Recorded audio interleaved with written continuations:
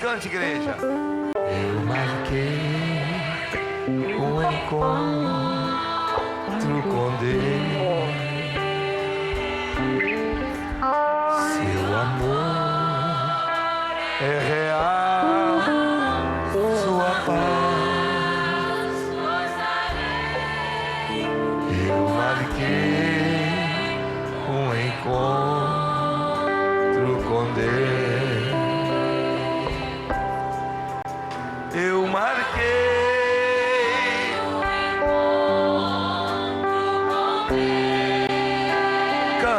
Canta para Jesus neste santo lugar.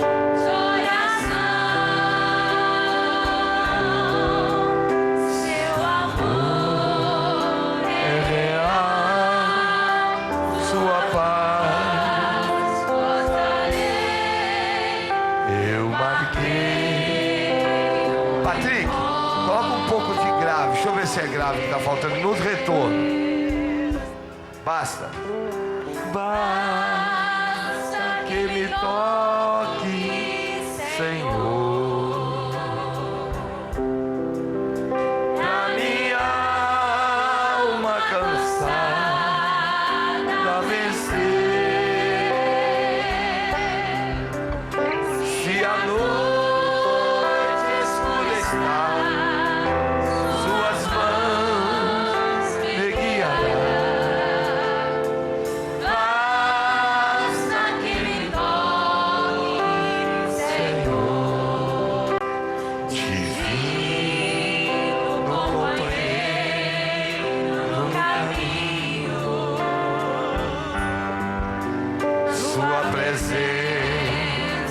Sinto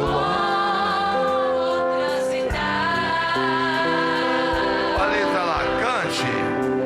Eis que dissipas de toda a sombra, já tenho luz, a luz bendita do amor. Fica, Senhor, já se faz tarde. Tens meu coração para pousar. Que lindo, cante. faz em mim Da permanente. Fica, Senhor, meu Salvador. As sombras, né? As sombras da noite se se aproxima. aproximam.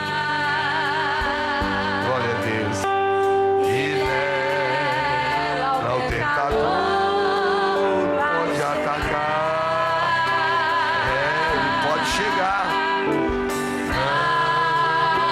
Não me deixe.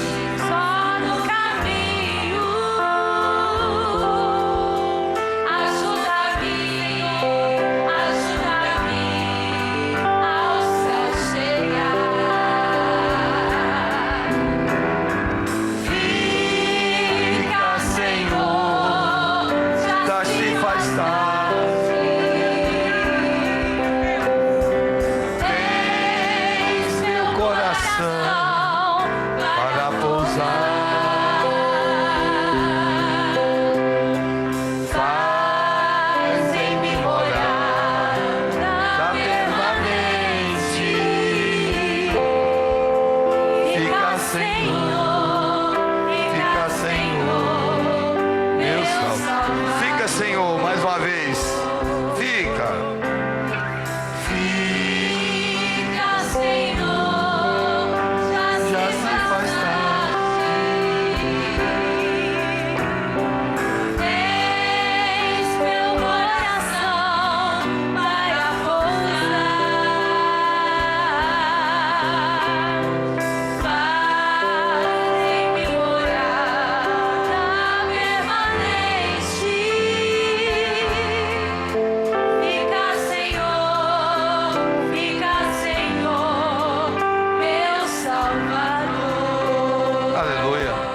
Romanos, capítulo de número 8. Nós estamos hoje na comemoração da Santa Ceia do Senhor. Uma vez por mês a igreja se reúne para comer o pão, para tomar o cálice, lembrando da morte de Jesus Cristo. Romanos 8:1 diz assim. Vamos ler junto? Vamos ler? 1 e 2. Vamos lá, 1, 2 e 3 e já. Portanto, agora nenhuma condenação há para os que estão em Cristo Jesus, que não andam segundo a carne, mas segundo o Espírito. Porque a lei do Espírito de vida em Cristo Jesus me livrou da lei do pecado e da morte. Aleluia. Queridos, Paulo, quiserem se assentar, pode se assentar, queridas. Deus abençoe.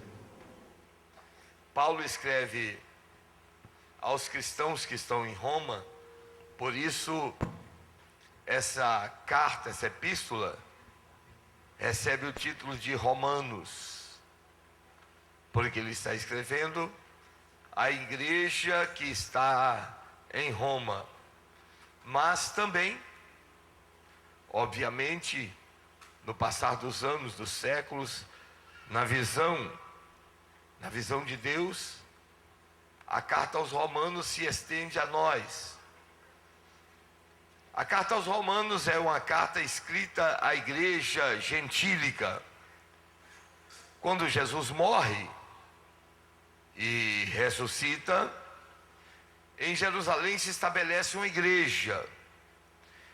Eles fazem uma reunião para decidir quem ocuparia o posto de Judas o Iscariotes, que vendera a Jesus Cristo por 30 peças de prata e depois cometera suicídio, não por arrependimento, mas por remorso. Ele, tomado de remorso, angustiado pelo seu feito de haver vendido o Filho de Deus, ele se suicida. E então os apóstolos se reúnem para instituir um substituto para o apóstolo que havia suicidado, porque eram 12 apóstolos e agora havia apenas 11. Então eles escolhem um moço por nome de Matias, e lançado sorte oram a Deus, e Deus escolhe um moço por nome de Matias, e eles colocam Matias como substituto de Judas o Iscariote. E ali se inicia a igreja em Jerusalém. A igreja de Jerusalém era uma igreja que estava debaixo dos preceitos judaicos, estava debaixo de dogmatismos do judaísmo. Então a igreja de Jerusalém, apesar de se converter a Cristo, ainda era obediente às leis mosaicas, aos mandamentos do judaísmo. Mas no capítulo 8 do livro de Atos, Deus então, através de Jesus Cristo, se encontra com Paulo, que até então se chamava judaicamente Saulo, e ele estava indo perseguir os cristãos, porque ele fora criado aos pés de um doutor da lei chamado Gamaliel, e ele tinha cidadania judaica e romana, e tinha autoridade, ele tinha documentos expedidos pelas autoridades judaicas no Sinédrio e pelas autoridades romanas para perseguir a fé dos nazarenos, aqueles que professavam fé em Jesus Cristo Nazareno. E um dia ele indo perseguir os servos de Deus, Deus então se encontra com ele no caminho de Damasco, e ele vê um resplendor de luz muito forte, e ele cai por terra, e o Senhor fala com ele: Saulo, Saulo, por que me persegues? E ele pergunta de volta a voz que saía daquele resplendor de luz: quem é, Senhor? E então o Senhor lhe responde, dizendo: eu sou Jesus Cristo a quem tu persegues. Naquele momento ele dura coisa é para ti recalcitrar contra os aguilhões. Naquele momento ele tem um encontro com Cristo. E a partir daquele momento, Saulo, que é o Saulo é o nome judaico e Paulo o nome romano, ele recebe as instruções do próprio Cristo e começa a ser instruído, e ele se torna o 13º apóstolo, o que nós teologicamente chamamos de apóstolo abortivo, porque ele não andou com Cristo, ele não viveu com Cristo, ele não fazia parte dos 12 apóstolos, mas se tornou um dos mais importantes apóstolos. Por quê? Porque Paulo foi o apóstolo dos gentios. Paulo foi o apóstolo que Deus escolheu para levar o evangelho até as nações que não eram judaicas, não eram judias. E então Paulo, trazendo o evangelho aos gentios, ele despoja-se do judaísmo, dos mandamentos do judaísmo, e ele prega um evangelho mais complacente, mais liberal aos gentios. E ele, ao invés, como a igreja em Jerusalém, fazia com que todos os cristãos obedecessem os preceitos da lei judaica, e Paulo passa a pregar um evangelho completamente desvencilhado da lei judaica e dos judaísmos de sua época, apesar de ele mesmo ter sido criado aos pés de Gamaliel e ter sido a vida toda observador da lei de Moisés. Daí porque Paulo escreve,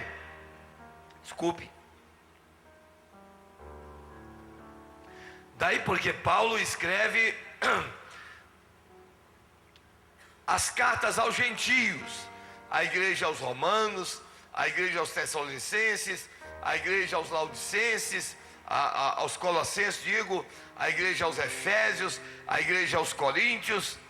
Então Paulo escreve aos gentios. E quem era a igreja dos gentios? A igreja dos gentios era composta daqueles servos de Deus que não eram judeus, não eram filhos da promessa, e que aceitaram a Jesus como seu Salvador, e a partir daí tornaram-se igreja do Senhor. E Paulo traz um mandamento despojado dos julgos judaicos, da religiosidade judaica, do legalismo judaico. Então Paulo escreve dizendo que para os gentios que não têm as obras da lei, mas eles têm as obras da lei, segundo Paulo, escrito nas suas consciências, quer acusando-os, quer defendendo-os. O que Paulo está dizendo é que os gentios não têm que observar toda aquela lei mosaica. E aí um dia Paulo volta a Jerusalém, e entra em Jerusalém com um discípulo chamado Tito, e então acontece um concílio no capítulo 15 do livro de Atos dos Apóstolos, quando os apóstolos se reúnem para deliberar sobre a igreja gentílica. E então, naquela deliberação, há uma certa contenda, os ânimos ficam acirrados, porque Paulo ensinava que os cristãos gentios não precisavam obedecer à lei de Moisés, e isso revoltava os cristãos em Jerusalém. E então Pedro toma a palavra e diz que pareceu bem a eles e ao Espírito que os crentes gentios não tivessem que obedecer às leis mosaicas, mas que tão somente se abstessem do sufocado, do sangue, do sacrificado ao ídolo e também da fornicação. Aquele foi o primeiro concílio apostólico, e ali então deliberou-se sobre a fé cristã, sobre a igreja dos gentios, que somos nós somos as igrejas dos gentios. E então Paulo escrevendo aos Romanos, ele faz um embate, porque, obrigado filho, porque a igreja de Roma, a igreja de Jerusalém, ela desejava que os gentios vivessem debaixo do jugo judaico, e Paulo entendia que a igreja dos gentios não tinha nada a ver com os judeus, porque aqueles leis, aqueles mandamentos eram para os judeus e não para os gentios. E então Paulo, escrevendo as suas cartas, as suas epístolas às igrejas nas cidadelas gentílicas, passa-lhes esse entendimento. E quando Paulo escreve aos Romanos, no capítulo 8 que nós lemos, ele diz: portanto agora nenhuma condenação há para os que estão em Cristo Jesus. Então ele usa a expressão portanto agora. Diga comigo, portanto agora. Vamos 2, 3 e já. Mais uma vez. Esse portanto agora é muito significativo, porque ele não é apenas uma expressão idiomática. O que Paulo está dizendo é: portanto agora que Cristo morreu e ressuscitou, portanto agora que nós vivemos sob a égide do Novo Testamento, portanto agora que o sangue do Cordeiro foi derramado na cruz do Calvário, portanto agora que o Cordeiro de Deus foi dado em expiação no Gólgota, portanto agora que ele morreu e ressuscitou, nenhuma condenação há mais para os que estão em Cristo Jesus, que não andam segundo a carne, mas andam segundo o Espírito de vida. E ele diz: porque a lei do Espírito de vida me livrou, ou nos livrou da lei do Espírito da morte. A lei do Espírito da morte que ele se refere era a lei de Moisés, era a lei dos mandamentos. Por quê? Porque a lei de Moisés, ela implementava uma conduta sobre os servos de Deus, pautado no legalismo, pautado na obediência e subserviência a mandamentos. A lei dizia: não faça, não aconteça, não pratique isso, e o homem vivia pela obediência aos mandamentos. Mas o problema é que a lei era extremamente punitiva. Olhe para mim e entenda a mensagem. A lei era extremamente punitiva. A lei dizia: toda alma que pecar, esta certamente morrerá. A lei estabelecia uma regra de conduta e imediatamente estabelecia uma pena para aqueles que quebrassem o mandamento ou quebrassem aquela regra de conduta, como toda lei, né? Então nós temos o Código Penal no Brasil aqui, e ele dita leis e coloca penas sobre pessoas que cometem crimes, que quebrantam essas leis. E a lei de Moisés era assim: não matarás, não adulterarás, mas a alma que adulterar será apedrejada em praça pública, sumariamente diante dos seus familiares. E então a lei, ao invés de salvar o homem, a lei condenava o homem, até que então Deus envia seu filho, nascido de mulher, nascido sob a lei, para redimir aqueles que estavam debaixo da lei. Aí Jesus nasce do ventre de Maria, vai até o Calvário e morre como o Cordeiro de Deus, não como o Cordeiro do Arlindo, o Cordeiro do Marcos, né? Como o Cordeiro do Stefano, como o Cordeiro de qualquer outro, mas o Cordeiro de Deus.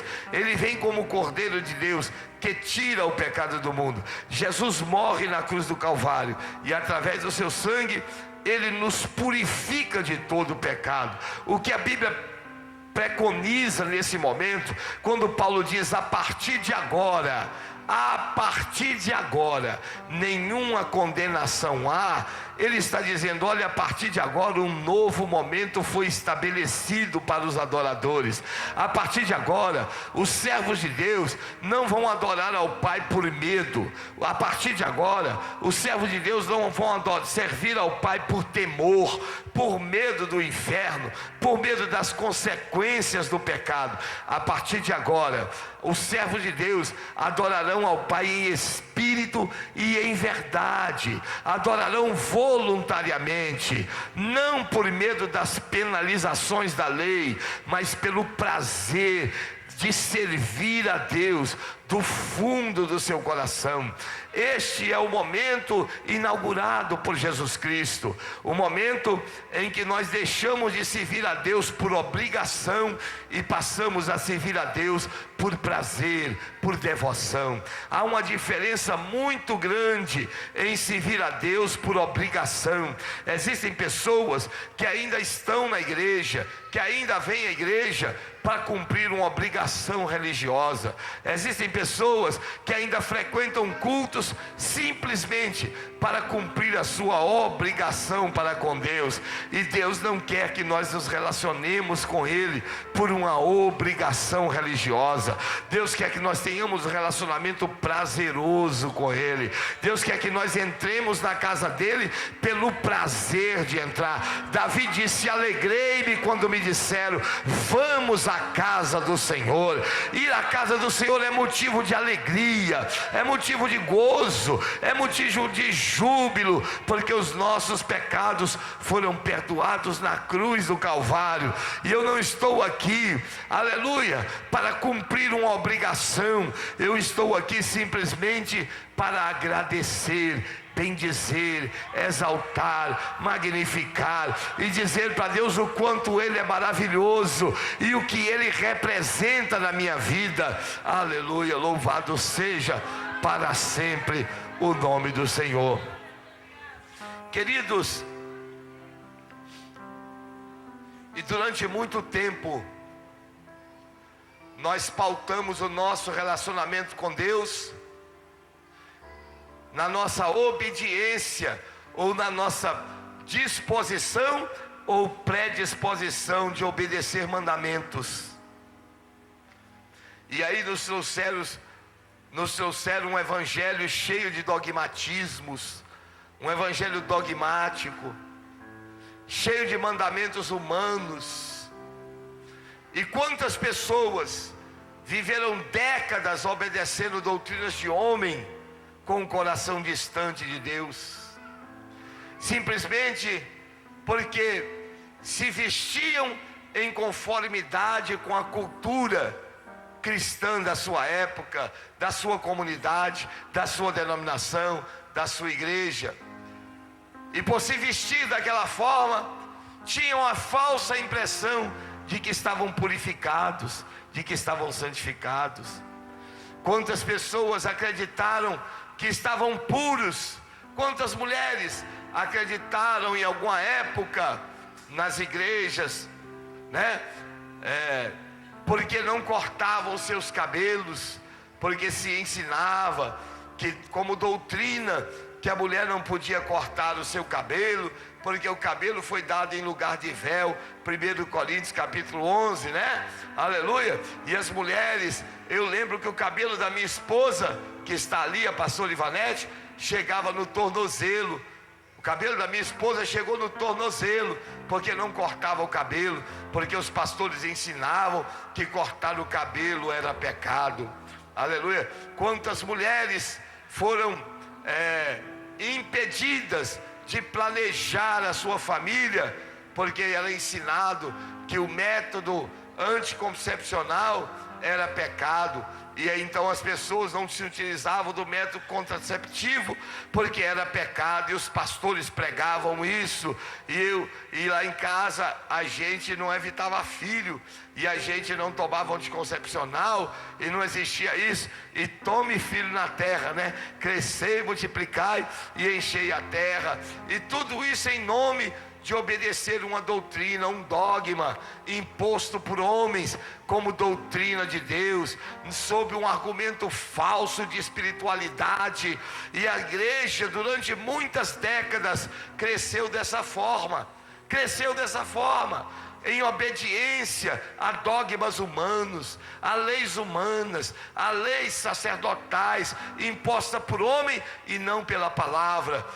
Estavam obedecendo uma lista de conduta, de regra e conduta, mas muitas vezes seu coração longe de Deus, um coração cheio de mágoa, cheio de ressentimento, um coração que não conseguia perdoar, um coração que não conseguia amar as pessoas, se as pessoas fossem diferentes da sua conduta. Quantas pessoas estão na igreja ou estavam e têm dificuldade de aceitar a pessoa, porque a pessoa não se veste como ela acha que um servo de Deus tem que se vestir, porque a pessoa não se maqueia como ela acha que uma serva de Deus tem que se maquiar, porque a pessoa não se comporta dentro do padrão que ela acha que é um padrão do servo, de um servo cristão, de um servo de Deus sobre a face da terra, porque a pessoa vive numa cultura que não é a cultura da comunidade dela, que não é a cultura dela, que não é a cultura da denominação dela, e então ela julga, e ela então afasta, e esse é um sentimento de religiosidade, porque a religiosidade, ela é excludente. A religiosidade, ela não aceita diferenças. A religiosidade, ela só aceita os pares em igualdade, né? A religiosidade é assim. É por isso que a igreja judaica não aceitava a igreja gentílica de Paulo, porque a igreja de Jerusalém queria que a igreja gentia ela obedecesse o sábado, queria que a igreja gentílica não comesse carne de porco, queria que a igreja gentílica não tomasse café, queria que a igreja gentílica não comesse peixe de couro e só de escama, não queria que a igreja gentílica andasse debaixo de uma fé livre, mas queria que ela continuasse amordaçada pelo jugo do judaísmo. Queridos, hoje tem tanta gente dentro da igreja querendo impor jugo nas outras pessoas. Hoje tem tanta gente dentro da igreja querendo colocar um peso sobre os ombros das pessoas que querem servir a Deus. E Jesus disse assim: olha, tomai sobre vós o meu jugo e levai sobre vós o meu fardo, porque o meu fardo é leve e o meu jugo é suave. Servir a Deus não é pesado. Jesus disse assim: os meus mandamentos não são pesados. Servir a Deus não é difícil. Jesus não tem mandamento difícil para você servir. A religião é quem impõe mandamento difícil. Por quê? Porque o objetivo da religião é te frustrar, é fazer com que você se frustre, é fazer com que você não alcance o jugo colocado por ela, não alcance o parâmetro estabelecido por ela, e aí você se frustra, você se sente um péssimo cristão, você se sente uma pessoa que não consegue atender os mandamentos divinos. Isso é a religião, mas o evangelho não. O evangelho diz: olha, portanto agora nenhuma condenação há para os que estão em Cristo Jesus. Não é as suas atitudes, não é o que você faz, não é o seu jejum, não é a sua oração, não é a sua santidade, é o sangue dele vertido na cruz do Calvário que nos purifica. Aleluia! O evangelho diz assim: ei, vocês são todos imundos, vocês são todos porcos, vocês são todos sujos, mas o sangue de Jesus vos torna limpo. Aleluia! Através do sangue de Jesus todos vocês se tornam dignos, se tornam limpos, se tornam puros. Nós somos purificados através do sangue de Jesus. Aleluia! Aqui não tem ninguém que é santo, aqui não tem ninguém, nenhum pastor, por ser pastor Arlindo Teodoro, como aquele homem é santo. Porque você não me conhece, irmão. Vai viver comigo para você ver. Eu sou um santo do pau oco, eu tenho tanto defeito, os mesmos defeitos que você tem, e eu estou debaixo da mesma misericórdia. O sangue de Jesus Cristo derramado na cruz do Calvário. Aleluia. E a Bíblia diz assim: meus filhinhos, não pequeis, mas se alguém pecar, olha, o mundo não acabou não. Nós temos um advogado, Jesus Cristo justo. Ele é a propiciação pelos nossos pecados. O evangelho da religiosidade, quando você peca, ele quer dizer para você assim: olha, acabou, você pecou, agora você está destituído da glória de Deus, Deus está zangado com você. Este é o evangelho da mentira. É claro que Deus não quer que nós pequemos, é claro que nós não devemos desejar o pecado, mas se em algum momento nós tropeçarmos, devemos lembrar das escrituras que diz: o justo tropeça e cai, mas o Senhor o levantará. Aleluia. Quem aqui algum dia na vida já foi levantado pelo Senhor? Levante a mão, dê uma salva de palmas para Jesus. Aqueles que já foram levantados pelo Senhor.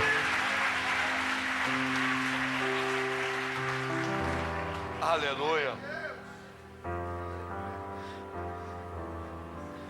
Satanás quer usar a sua consciência contra você. Eu não estou fazendo apologia ao pecado, não. Quem me conhece sabe que eu sou um homem sério. O que eu estou querendo dizer é que Satanás quer te frustrar.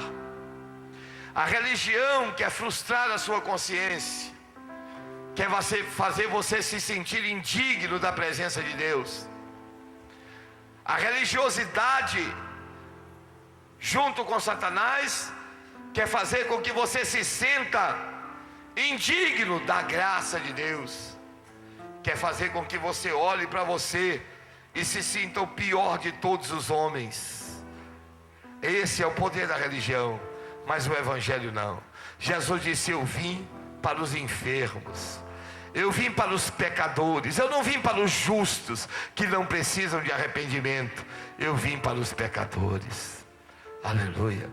O Senhor está dizendo para nós nessa noite: ei, não importa o que tenha acontecido, se você for agora até o Calvário, nenhuma condenação há para os que estão em Cristo Jesus, que não andam segundo a carne, mas segundo o Espírito de vida. Aleluia. O Evangelho está dizendo assim: meu filho, minha filha, eu te conheço, eu conheço suas falhas, eu conheço suas dificuldades, e eu estou aqui para te ajudar a ficar firme na minha presença. Aleluia.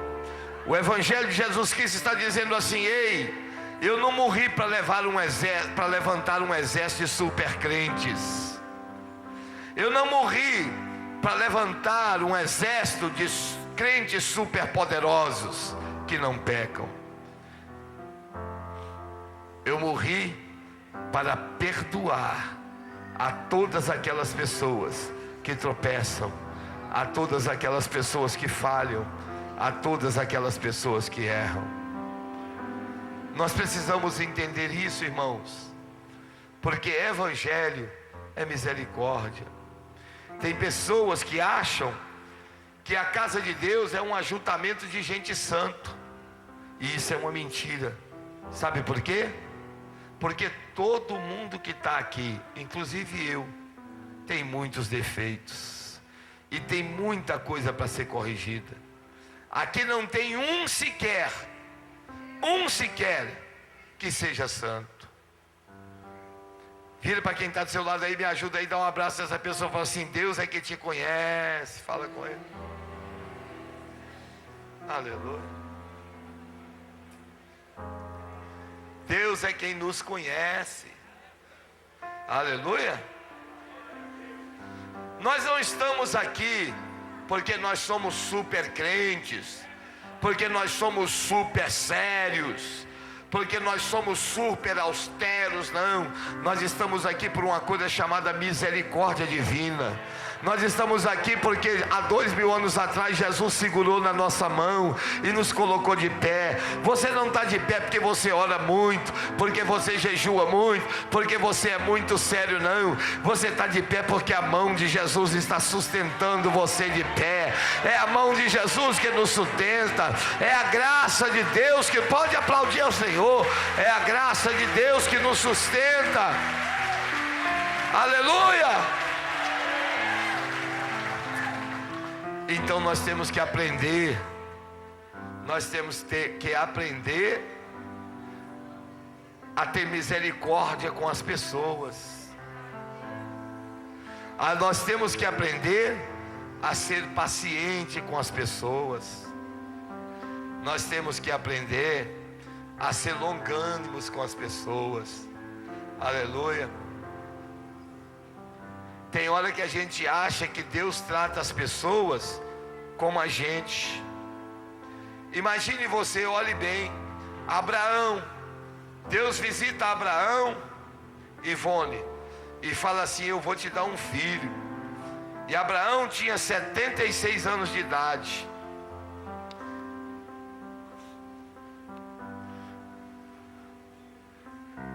Aí Deus não dá o filho para Abraão. Quando é que Deus deu o filho para Abraão? Quando ele tinha 99 anos.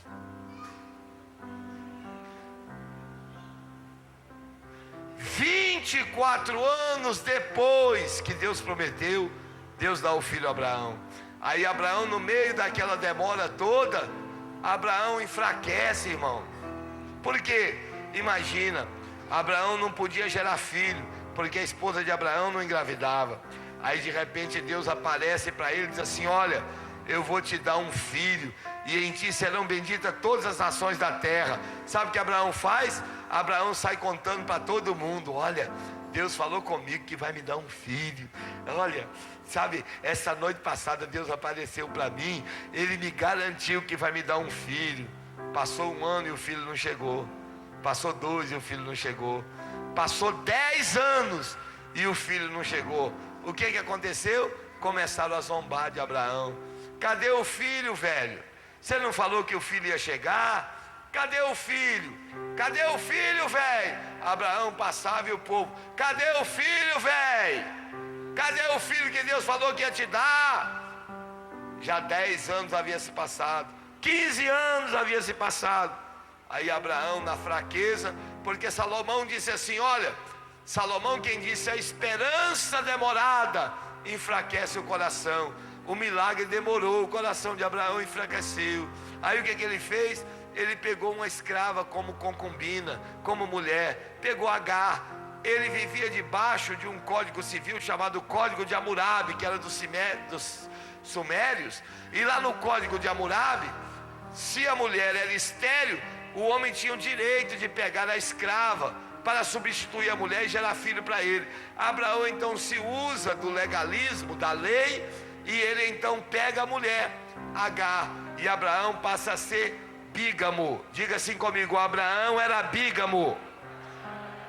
Não, vocês têm que falar isso alto para mim. Diga: Abraão era bígamo. Bígamo é ter 2 mulheres dentro da mesma casa. Abraão tinha 2 mulheres, bígamo. E lá no jardim do Éden, Deus diz assim: portanto agora deixará o varão seu pai e sua mãe, unirá a uma mulher, e serão ambos uma só carne. Deus proibiu a bigamia lá no jardim do Éden, e Abraão se tornou bígamo. E bigamia é pecado, e é grave. E aí quando Deus vai visitar Abraão, porque Deus ia destruir as cidades de Sodoma e Gomorra, aí Deus vai visitar Abraão. Aí Deus fala assim, numa teofania com os outros anjos que estavam ali: mas deveria nós esconder o que vai acontecer do nosso amigo Abraão? Por que Deus não chamou Abraão de bígamo? Por que Deus não meteu a mão no nariz de Abraão e falou: seu Abraão, seu bígamo, você tem 2 mulheres, isso é pecado?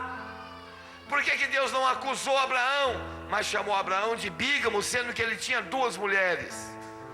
Será que Deus concordava? Claro que Deus não concordava. Mas é que Deus tem um atributo chamado longanimidade. Diga comigo assim: longanimidade. Não, diga de novo: longanimidade. Deus olhou para Abraão e disse assim: olha, eu sou dono do começo, do meio e do fim. O homem conhece só o presente, mas eu sei o futuro. Está errado, mas lá na frente eu conserto isso. Eu não preciso consertar isso agora. Tem coisas, irmãos, tem coisas que se a gente quiser consertar, a gente estraga todo o resto. É verdade ou não é? Foi Jesus que disse que os homens dormiram e os inimigos semearam joio no meio do trigo, não foi? Aí acordaram e disseram: vamos arrancar o joio. Ele disse: não arranca o joio agora não, para não correr o risco de, arrancando o joio, arrancar trigo junto. Deixa o joio crescer no meio do trigo, porque lá na frente vai ter o período da colheita. Aí quando a gente colher o trigo, a gente colhe o joio. Aí a gente queima o joio no fogo e guarda o trigo no celeiro. Deus é dessa forma, querido. Nós temos que entender o tempo de Deus na vida de cada pessoa. Nós temos que parar de julgar o irmão, a irmã, as pessoas, porque com cada pessoa Deus se relaciona de uma forma, de uma maneira. Existem coisas que hoje não estão muito certas na vida do A. Existem coisas que não estão muito certas na vida do B, mas Deus está no controle disso. Ao invés de criticar, ao invés de julgar, ao invés de apontar, ao invés de jogar pedra, nós devemos orar a Deus e dizer: Deus, o Senhor sabe de todas as coisas. O Senhor é o Deus capaz de consertar as coisas que estão erradas, porque o que está errado hoje se conserta amanhã. Não foi assim como Abraão? Ele tinha 2 mulheres. Passado mais um tempo, Deus manda Isaac. Obrigado, pastor, só põe isso aí para dentro aí. Deus manda Isaac, e aí Abraão despede Agar e fica só com Sara. E agora Abraão não é mais bígamo, Abraão é marido de uma mulher só. Agora abraça quem está do seu lado e pergunta para essa pessoa assim: e quem jogou pedra em Abraão? Fala com ele assim: e quem criticou a vida de Abraão? Fala, me ajuda aí. Fala: e quem condenou Abraão? Abraça a pessoa, fala com ele assim: com que cara que fica agora? Aleluia. Então, queridos, entendam uma coisa: Deus se relaciona coletivamente com a humanidade, mas se relaciona interpessoalmente com seus filhos. Deus conhece cada um de vocês, Deus conhece cada um de nós, e cada um de nós dará conta a Deus dos nossos atos. Aleluia. Eu não tenho nada a ver com a vida do A, com a vida do B, com a vida do C, com a vida do D. Eu tenho que procurar andar na presença de Deus e entender e deixar que cada pessoa tenha o seu ponto de encontro e de equilíbrio com Deus, porque Deus sabe exatamente o que está fazendo. Aleluia. Aleluia.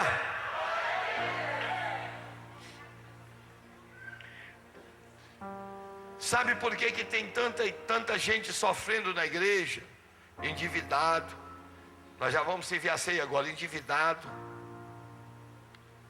doente, casamento sendo destruído, vida sentimental destruída, frustrada. Sabe por quê? Porque Jesus disse assim: olha, eu vos farei pescadores de homens. É nossa missão, pescar homens. Mas sabe o que a gente virou? Limpador de peixe. Um monte de crente dentro da igreja querendo limpar a vida dos outros.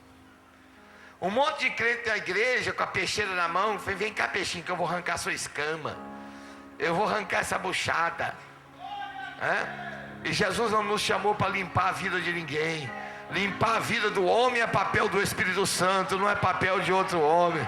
Nós temos que trazer as almas à presença de Jesus e deixar que Deus faça a sua obra na vida das pessoas. Esse evangelho da condenação não salva ninguém. Esse evangelho da condenação é muito bom, sabe para quê? É muito bom para fazer uma fachada de espiritualidade. Aquela igreja é séria, aquele pastor é sério. Tá vendo como é que ele age lá? Sem amor. Lá quando erra ele corta a cabeça. Não deixa o sentimento de religiosidade estragar o seu relacionamento com Deus. Não permita isso. Quantas pessoas não conseguem sentir a presença de Deus porque as suas consciências estão acusadas, porque o senso de religiosidade os oprime, os coloca distante de Deus, faz com que elas se sintam indignas, impuras. Ora, meu querido, não tem nada que você possa fazer que te torne digno da presença de Deus. Só tem uma coisa que te torna digno da presença de Deus: é o sangue do Cordeiro derramado na cruz do Calvário. Não são suas atitudes.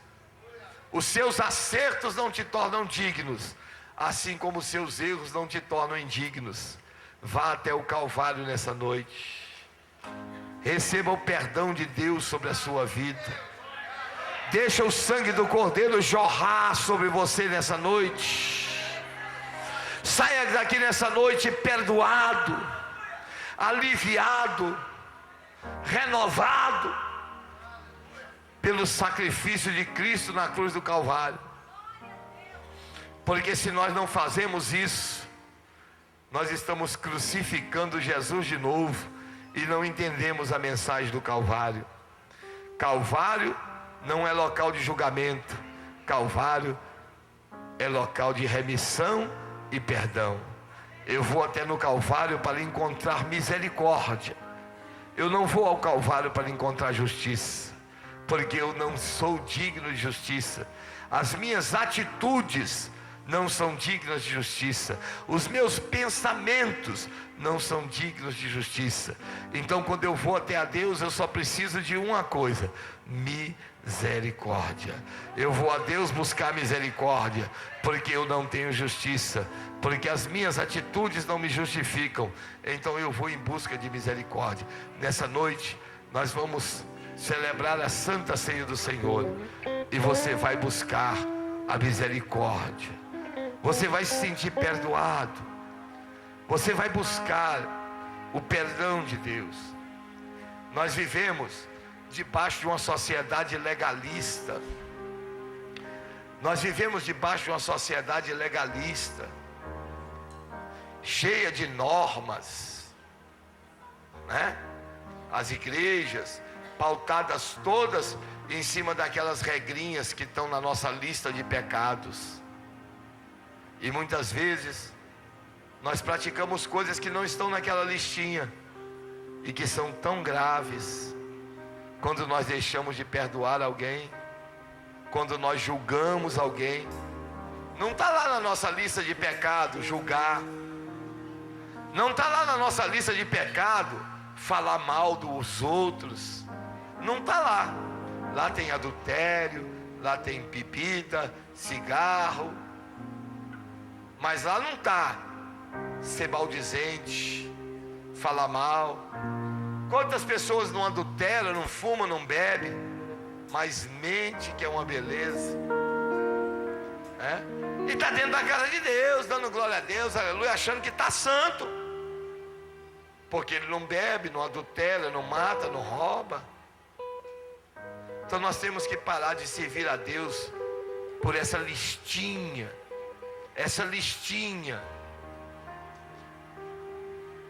que a religiosidade formatou para nós.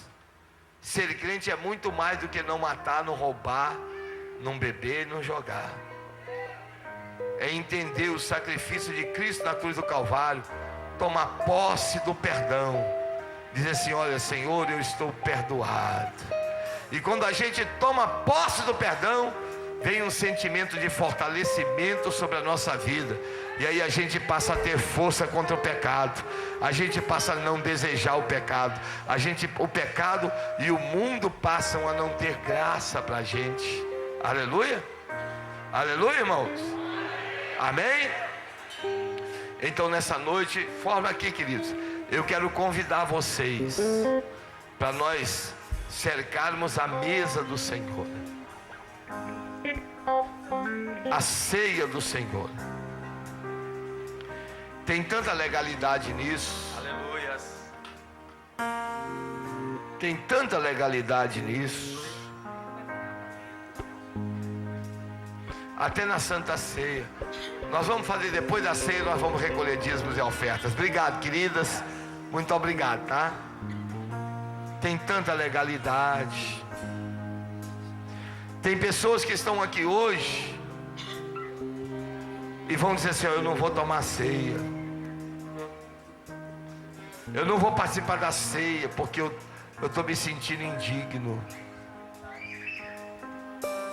Eu quero te dar um outro conselho. Vai lá no Calvário, toma um banho no sangue de Jesus essa noite e participa da ceia do Senhor.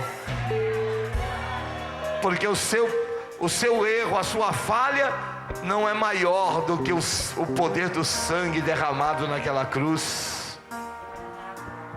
Aleluia.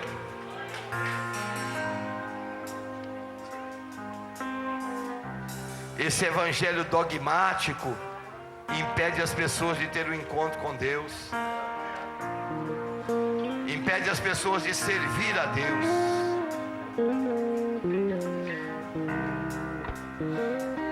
Vamos cantar aquele hino para eu servir a ceia, enquanto os obreiros entram. De todas as provas que eu já passei, é bem difícil, Senhor.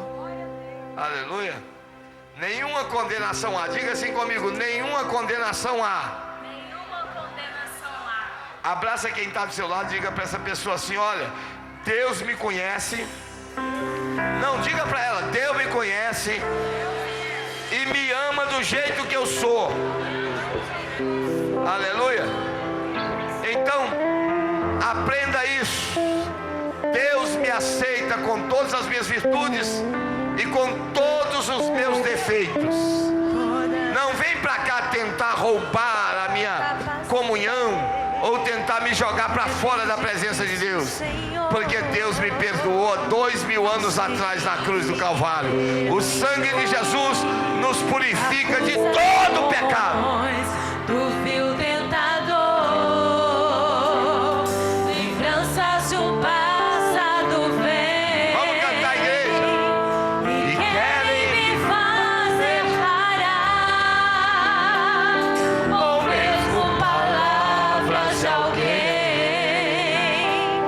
Que não quer na gente acreditar.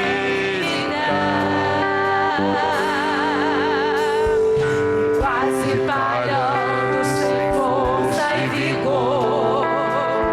A gente lê a palavra e encontra bastante poder para vencer, continuar a jornada e ver que o passado ficou para trás, pois Cristo na cruz tudo já venceu, e saber que dele não lembra mais. Eu canto. Eu canto pra glória de Deus. Levante as suas mãos e canta. Levante a mão ao céu, vai.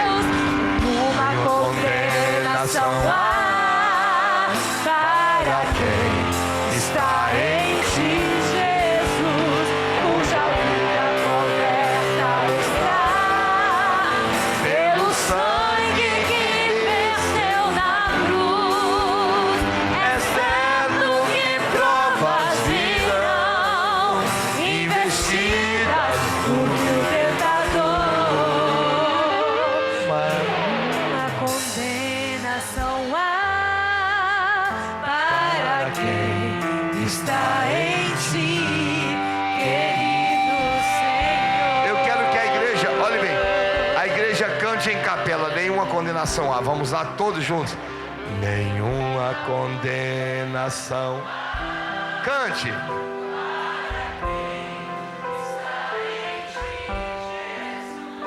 Cuja vida coberta está pelo sangue que desceu. posse disso, meu irmão. Certo que provas Virão investidas, mas nenhuma condenação há para quem está em ti, querido Senhor. Com o conjunto, todo mundo na coral. Nenhuma condenação há para quem Os pastores aqui comigo, pastores, pastoras, aqui comigo, por gentileza. Pelo sangue que verteu na cruz, é certo que provas virão, investidas do vil tentador, mas nenhuma condenação há para quem está em ti, querido Senhor.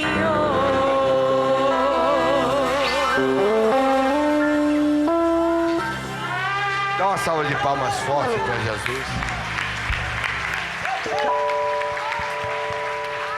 Eu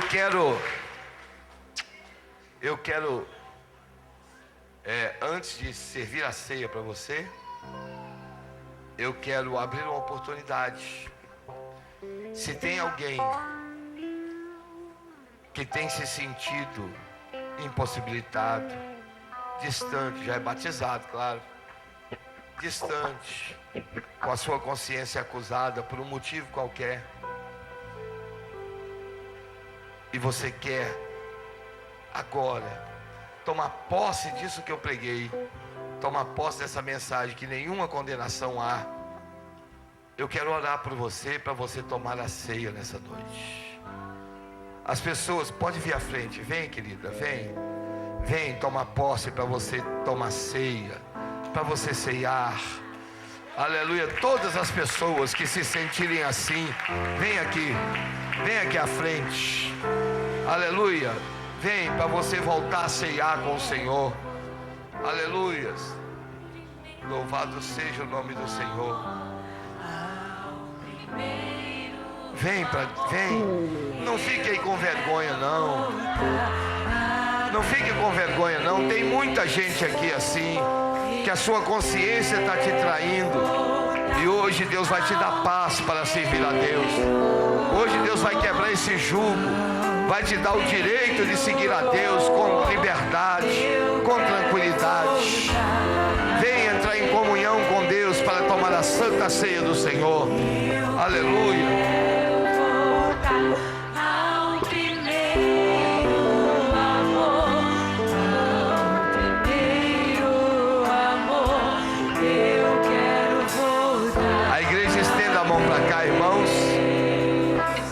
Estenda as mãos para cá. Pai querido, em nome de Jesus, a tua palavra diz que tudo que vós desligardes na terra será desligado do céu, e tudo que vós ligardes na terra será ligado do céu. Como anjo do Senhor agora, como apóstolo de Cristo na terra, eu estou ligando a fé dos teus filhos ao Calvário, para que eles possam participar da santa ceia do Senhor. Ó Pai querido, nós ordenamos que toda acusação, todo espírito de acusação seja retirado da consciência e da vida dos teus filhos, para que eles sintam a liberdade dos filhos de Deus, porque nós não estamos aqui por merecimento, nós estamos aqui pela sua misericórdia. Senhor, nós não somos capazes de nos salvar, nós não somos capazes de nos santificar, mas o Senhor nos torna santos através do seu sangue. Passa o sangue do Cordeiro sobre a vida dos teus filhos e dá a eles a tua vitória. Pai querido, que hoje eles celebrem a ceia do Senhor com grande alegria, com grande amor e com grande compaixão, em nome de Jesus. A igreja diga amém. Deus abençoe. Deus abençoe.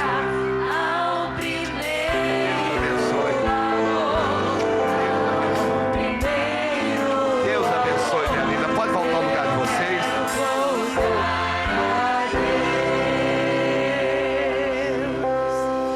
Eu quero voltar ao primeiro amor, ao primeiro amor. Eu quero voltar a Deus.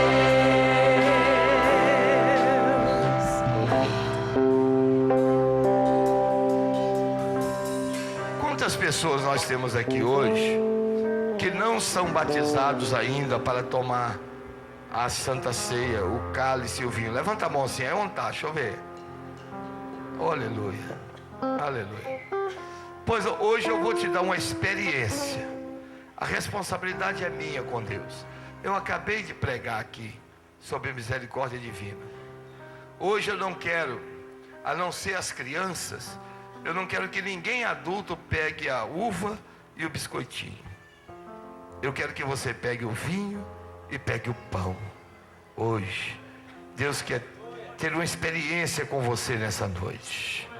O sangue de Jesus está aqui sobre esse lugar. A ceia do Senhor não é da Valente Davi, não é do pastor Arlindo Teodoro. Então, hoje eu quero que você ceie, pegue o vinho, o que na verdade é um suco de uva, pegue o pão, aleluia, pegue o pão para você ceiar conosco hoje. Em nome de Jesus, você vai ter uma comunhão com Deus hoje. E quem sabe essa comunhão vai gerar a libertação que você está querendo, vai gerar a cura espiritual que você está pleiteando. Aleluia. Nós temos que parar de dificultar o caminho das pessoas até Jesus e, na verdade, facilitar o acesso. Jesus morreu na cruz para facilitar as coisas. E os dogmas religiosos dificultam as pessoas de se encontrar com Deus, de servir a Deus. Eu fico olhando assim, quanta dificuldade nós estabelecemos para as pessoas servir a Deus. Jesus olhou para um ladrão que estava na cruz. O ladrão não fez nada certo na vida, ele só errou a vida toda, e estava preso na cruz, não tinha tempo para acertar nada. O ladrão olha para Jesus e diz assim: Senhor, lembra-te de mim quando entrares no teu reino. Jesus olha para o ladrão e diz assim: hoje tu estarás comigo no paraíso. Meu Deus, o que foi feito desse evangelho, irmãos? Desse evangelho que perdoa, que abraça. Se nós voltarmos a pregar o evangelho da graça, nós vamos salvar o mundo inteiro com o evangelho de Jesus Cristo. Mas esse evangelho da imposição, esse evangelho da condenação não salva ninguém. Então hoje eu quero que todo mundo tome a ceia do Senhor. Só se faltar aqui vinho e pão, mas eu acho que tem para todo mundo. Se não tiver, você pega o biscoitinho. Eu pego um biscoitinho, uma uva no seu lugar, para você tomar o meu cálice e comer o meu pão, em nome de Jesus. Mas hoje eu quero, nós somos uma família. Cante comigo assim, ó: uma família que tem um compromisso do grande amor de Cristo, expressando a glória do Senhor. Uma família sem qualquer falsidade, vivendo a verdade, expressando a glória do Senhor. Agora que é, uma família que tem um compromisso do grande amor de Cristo. Eu preciso de ti, querido irmão, precioso és para mim, querido irmão, eu preciso de ti, querido irmão, precioso és para mim, querido. Canta esse hino. Senhor, abençoa a Santa Ceia, o pão, o cálice, em nome de Jesus. Vai distribuindo enquanto eles estão cantando. Vamos distribuir para nós ganharmos tempo. Coração regenerado, coração transformado, coração que é inspirado por Jesus, como fruto desse novo coração.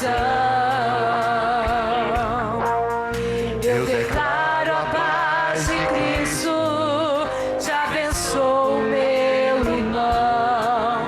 Preciosa é a nossa comunhão. Somos corpos, assim bem ajustados, totalmente ligados, unidos, vivendo em amor, a família, sem qualquer falsidade, vivendo a verdade, expressando a glória do Senhor, uma família, vivendo um compromisso do grande amor de Cristo.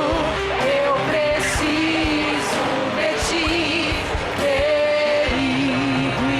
irmão, precioso és para mim, querido irmão, eu preciso de ti, querido irmão, precioso és para mim, querido irmão. Aí no coral tá todo mundo com pão, tá todo mundo com vinho, tá?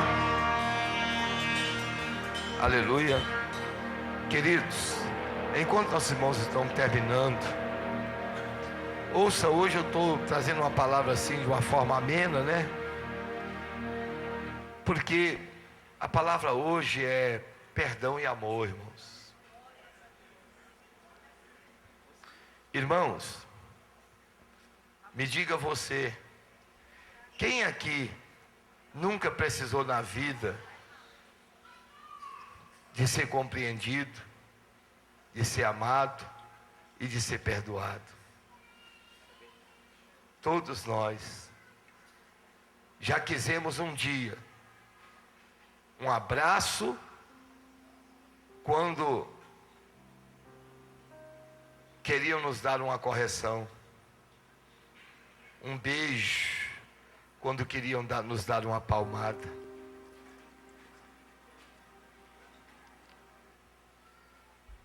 Vamos deixar a hipocrisia de lado. Ninguém aqui é mais santo do que ninguém. Ninguém na casa de Deus é mais íntimo de Deus do que o outro. Nós somos todos devedores. E todos estamos aqui por uma coisa só, a misericórdia de Deus. Estamos aqui porque Jesus nos perdoou. E tem nos perdoado. E vai nos perdoar. Vamos amar. Vamos entender.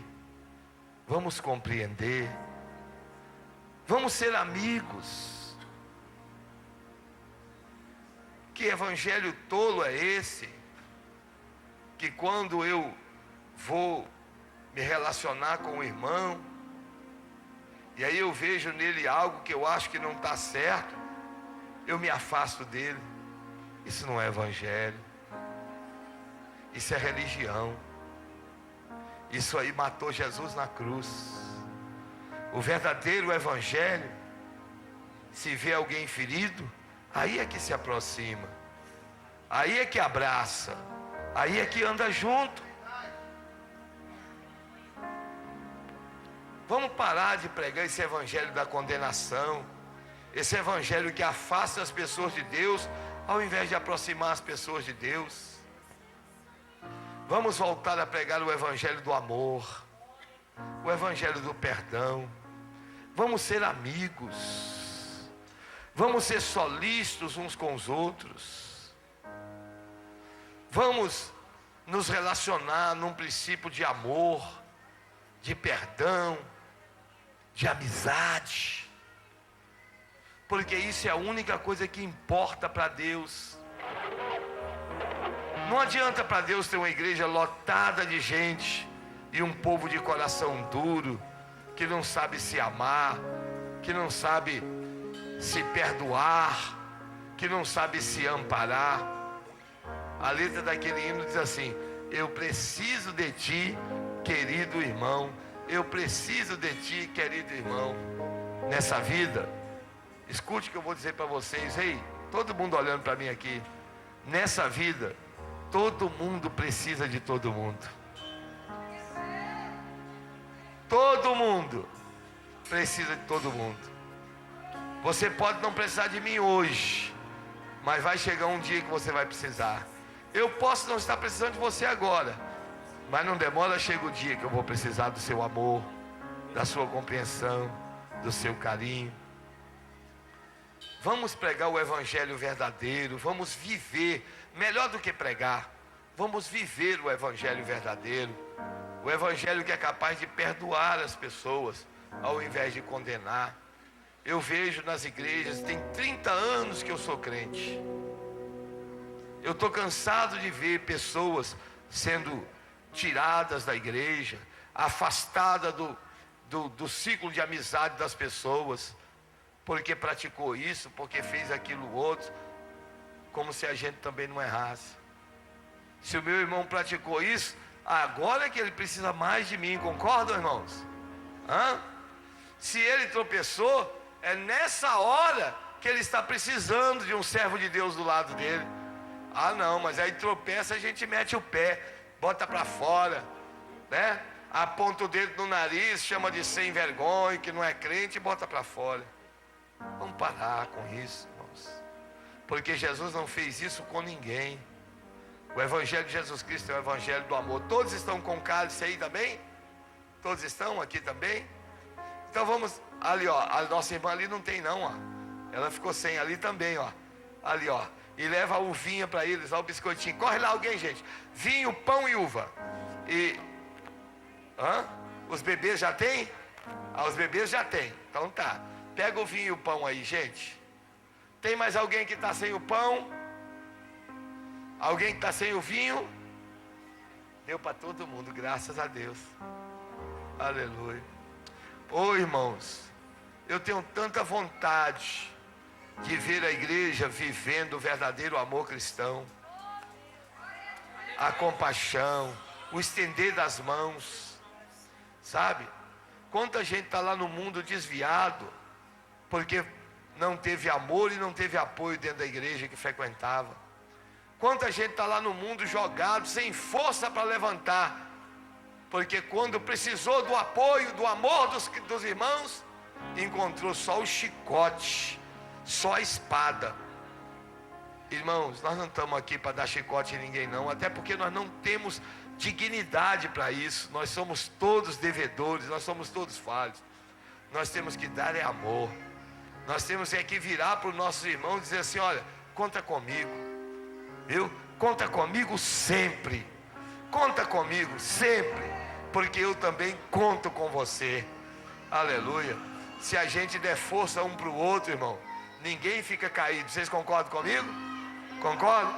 Se a gente der força um para o outro, ninguém fica caído, porque cair, qualquer um pode. A Bíblia diz assim: o justo tropeça e cai, mas o Senhor o levantará.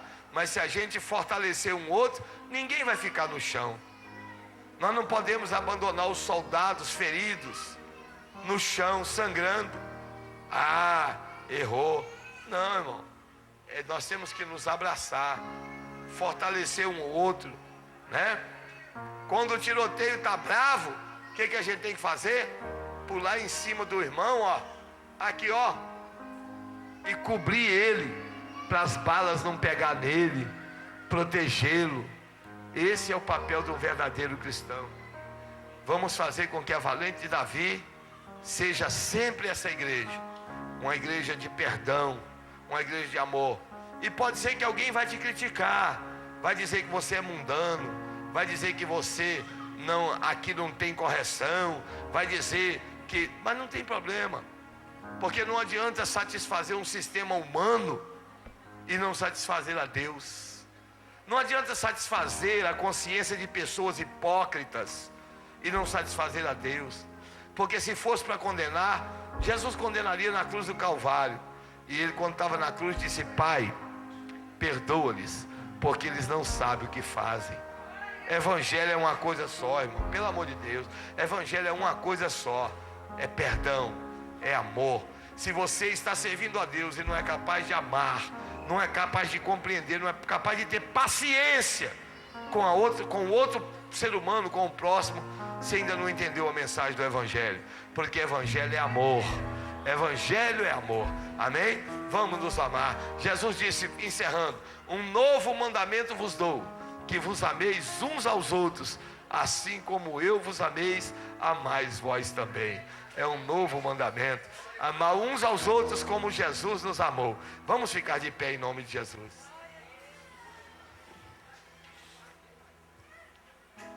Aleluia. Aleluia.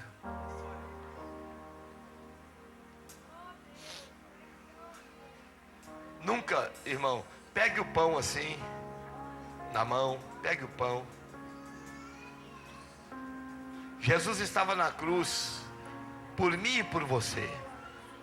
Ele nunca tinha pecado. Ele nunca tinha errado. Ele foi levado na cruz sem nenhum pecado. Mas ele foi levado lá pelos meus pecados, pelos nossos pecados. E mesmo assim, ele não nos condenou.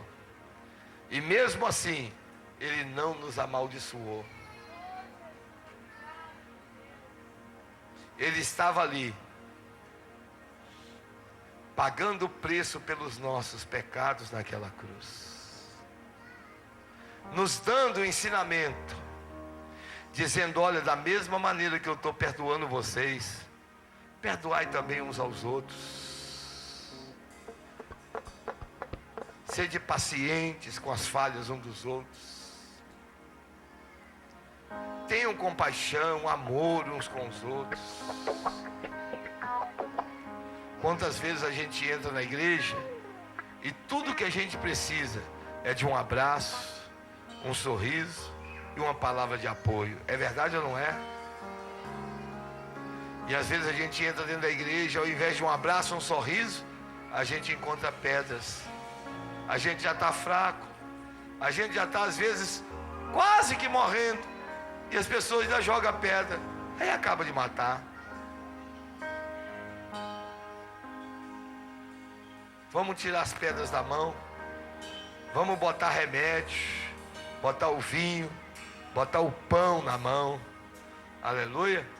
E quando nós encontrarmos alguém ferido, vamos dar vinho, vamos dar pão, vamos alimentar essa pessoa, vamos fortalecer essa pessoa, porque em breve ela vai voltar a caminhar. Levante o pãozinho para cima, diga assim comigo: Senhor, este pão representa o seu sacrifício no Calvário. O Senhor morreu por mim, pelos nossos pecados. Aquele que não tinha pecado se fez pecado, para que na sua morte, nós que éramos pecadores, pudéssemos ser perdoados. Eu compreendo, Senhor, e te glorifico nessa noite. Muito obrigado por ter morrido por mim, por ter sofrido por mim. Obrigado, Senhor, por ter levado a minha culpa. E esse pão que está nas minhas mãos estabelece para os céus e para a terra que a minha comunhão com o Pai está restabelecida. Satanás, você não pode mais me acusar, porque a minha salvação, o meu perdão, vem da morte de Jesus no Calvário. Eu fui perdoado, eu estou perdoado e eu serei perdoado, porque eu criei no sacrifício de Jesus. Eu aceitei Jesus como meu Salvador, e a partir daí nenhuma condenação há contra a minha vida. Olhe para mim. Tomai e comei, disse Jesus, este é o meu corpo que é partido por vós.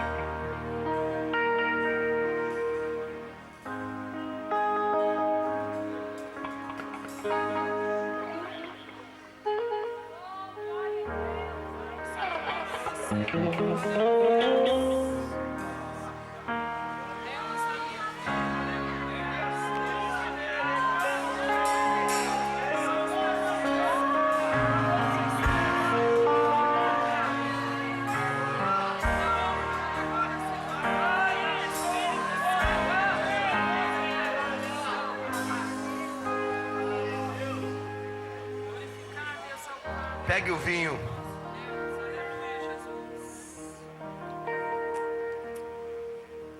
Semelhantemente, depois de cear, tomou o cálice nas suas mãos, dizendo: esse cálice é o novo testamento no meu sangue. Fazer isso em memória de mim até que eu venha.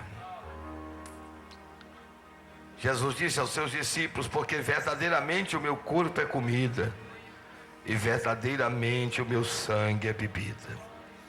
E todo aquele que come do meu corpo e bebe do meu sangue tem vida em si.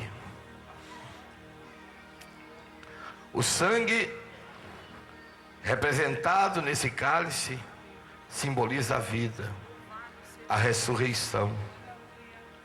Quando você toma esse cálice hoje, você estará ressuscitando sua fé, seus sonhos, seus planos, sua família, sua saúde. O Senhor ressuscitará a sua vida espiritual. Aleluia, louvado seja o nome do Senhor. Se no pão Jesus morre, no cálice de vinho Jesus ressuscita. E havendo ressuscitado, desceu às partes mais baixas da terra, expôs os principados e potestades, esmagou a cabeça de Satanás e disse: é-me dado todo o poder nos céus e na terra. Esse sangue representa a vida de Deus. Ele disse: o ladrão veio senão a roubar, matar e destruir, mas eu vim para que tenham vida e vida com abundância. Levante o cálice aos céus, diga comigo: Senhor, se no pão o Senhor morre, no vinho o Senhor ressuscita, eu me coloco nas suas mãos agora, com todas as minhas fraquezas, com todas as minhas falhas, com todas as minhas deficiências, e te peço que se cumpra o que está escrito: se nós andarmos na luz, como Ele na luz está, temos comunhão uns com os outros, e o sangue de Jesus Cristo, seu Filho, nos purifica de todo pecado. Senhor, nessa noite, me lava das minhas culpas, me lava dos meus pecados, me purifica, Senhor, me torna digno através do teu sangue, e traz o seu poder, a sua glória e a sua presença para mais perto de mim. Disse Jesus: tomai e bebei, este é o meu sangue que é derramado por vós.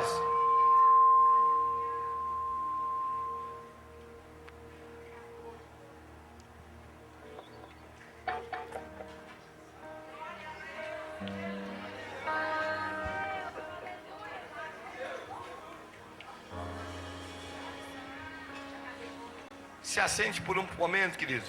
Mais perto eu quero meu Deus, de ti. Cante. Ainda que seja dor, Cante meditando em Deus. me unagi. A letra tá lá, ó, vai. Sempre hei de suplicar,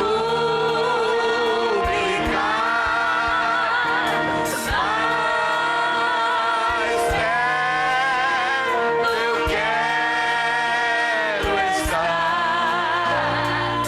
mais perto eu quero estar, meu Deus, de ti.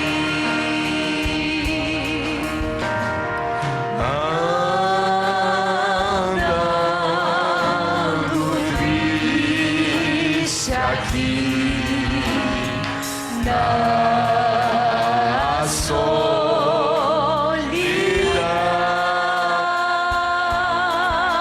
Irmãos aí, ó, do telão aí, vocês estão batendo papo e o hino já mudou aqui, ó. Descansa-me, teus braços dão. Nas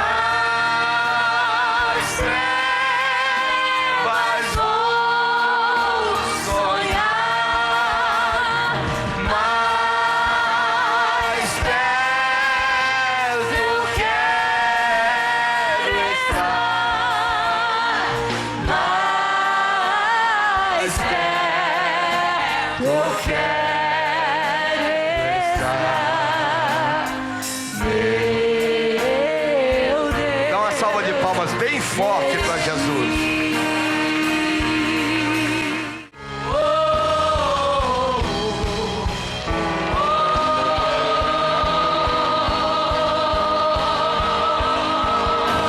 Não te afastes de mim, não te retires de mim, Espírito Santo de Deus.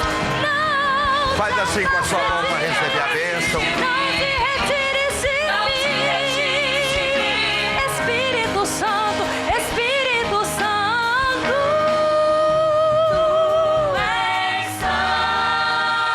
Tu és santo, Senhor. Tu és santo. Aleluia. Que outra palavra se faz necessária pra te descrever?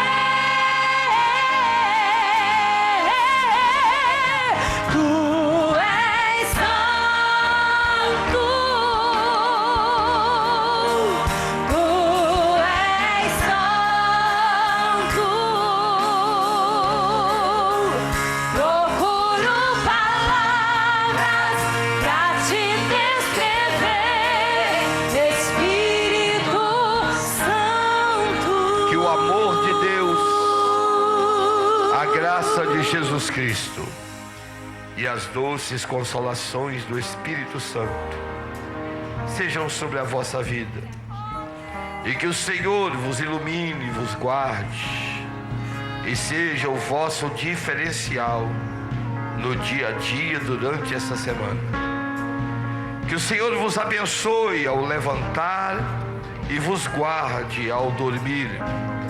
Que o Senhor seja a palavra da vossa boca e as intenções do vosso coração. Que o Senhor vos coloque em lugares altos e vos estabeleça alianças com homens e mulheres nobres dessa terra.